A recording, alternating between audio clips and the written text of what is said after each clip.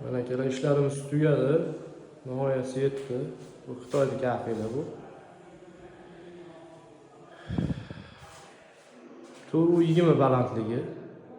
Chaylarga ahamiyat bermaysizlar, endi tozalab uborka bo'ladi. Jarayonlar ketyapti. Уже bitib oldi, уже buni hammasini obzor qilamiz, xudo xolisa, kuzatib boringlar bizni. Biz ishimizni boshladik. Reportajimizni, syomka jarayonlari. Kamchilik xatolari bo'lsa, bartaraf etamiz asta-sekin. Ammo yangimiz bu sohada, media sohasida. Lekin ishimiz ustasimiz. Toshlarimizga ahamiyat berib qo'yasizlar. 20 yillik tajriba bor shu sohada. Media sohasida, lekin yangimiz.